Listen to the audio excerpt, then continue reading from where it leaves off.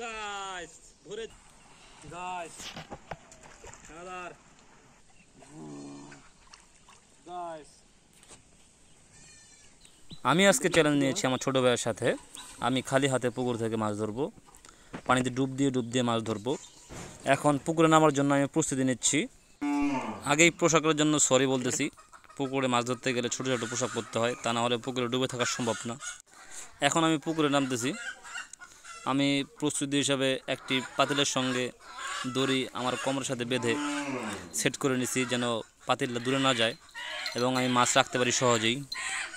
এখন আমি প্রথম ডুব দিলাম, দেখি কোনো মাছ ধরতে পারি কিনা। না, আমি প্রথম ডুবে কোনো মাছ টাছ পাইনি। দ্বিতীয় ডুব দিলাম, দ্বিতীয় ডুবে মাছ পেয়ে গেলাম একটা তেলাপিয়া। দেখেন তেলাপিয়ার সাইজটা একটু বড়ই।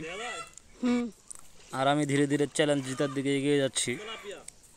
যেহেতু আমি বাজি লাগছি খালি হাতে মাছ ধরবো, সেহেতু আমি খালি হাতে মাছ ধরতেছি। আমি অন্য কোনো কিছুর সাহায্য নিচ্ছি না। পরে আবার ডুব দিলাম। পরের ডুবে দেখা যাক। পরের ডুবে আবার মাছ ধরলাম, এক হাতে দুইটা। আসলে তেলাপিয়া মাছ ধরতে একটু সুবিধাই, কারণ ওরা জায়গা থেকে নড়ে না। এভাবেই আমি মাছ ধরতে থাকলাম। মাছ তো অনেক সময় লাগছিল, কারণ খালি হাতে মাছ ধরতে হচ্ছে। প্রায় প্রতিটা ডুবে মাছ পাইতেছিলাম। যেহেতু বলেছি প্রায় 1 কেজি মাছ ধরবো, সেহেতু আমাকে অনেক কষ্ট করতে হচ্ছে মাছ ধরার জন্য। কারণ 2-1টা মাছ ধরে তো উঠে যাওয়া সম্ভব না, তাহলে তো আমি চ্যালেঞ্জ হেরে যাব। তাই আমি অনেক চেষ্টা করতেছি মাছ ধরার জন্য। পাতিলটা দড়ি দিয়ে কোমরের সাথে বেঁধে নেওয়ার সুবিধা হচ্ছে যেন পাতিলটা দূরে না যায়, আমি যেন সহজে মাছ রাখতে পারি। এভাবে আপনারা বাসায় ট্রাই করতে পারেন, তাহলে মাছ ধরতে অনেক সুবিধা হবে। আপনারা দেখতে থাকুন।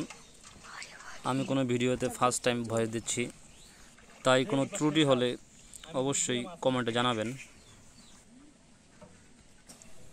মাছ মারতেই আসি ডুব দিচ্ছি আর মাছ মারতেছি। আমি যা মাছ মাছি সব মাছই তেলাপিয়া। আসলে আমাদের পুকুরে তেলাপিয়া মাছ বেশি, তাই তেলাপিয়া ছাড়া অন্য কোনো মাছ হাতে আসে না। পুকুরে ডুব দিয়ে মাছ মারাটা আপনারা দেখতে সহজ মনে করলেও আসলে এটা অনেক কঠিন। অনেক দিনের এক্সপিরিয়েন্স ছিল, তাই আমি ধরতে পারছি। মাছ মারতে ভালোই লাগে, তাই মাছ মারাটা আয়ত্ত চলে আসছে আস্তে আস্তে। আমি বর্ষাকালে আবার কোচা দিয়েও মাছ মারি।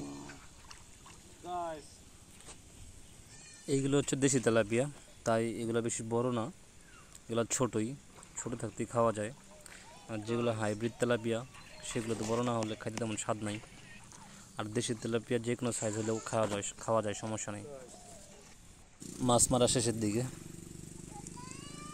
আমি উঠে পড়বো, তাই ফিনিশিং আর কয়েকটা ধরার চেষ্টা করতেছি। পাচ্ছিলামও মাছ, পুকুরটা মাছ দিয়ে ভর্তি। আপনারা চাইলে আপনারাও ধরতে পারবেন, এটা অনেক কঠিন কিছু না। ডুব দিয়ে মাটির নিচে হাত দিলেই পাওয়া যাচ্ছে মাছগুলা। কিছু কিছু মাছ ছেড়েও দিচ্ছিলাম, যেগুলো সাইজে একটু বেশি ছোট সেগুলো ছেড়ে দিচ্ছিলাম। আর যেগুলো খাওয়ার মতো সেগুলো রাখতেছিলাম। ছোটো হলে সমস্যা নেই, ওই মাছগুলো ভাজলে ভালোই লাগে। এখন আমি উঠে পড়তেছি, আর দেখেন ফাইনালি আমি কতগুলো মাছ ধরলাম।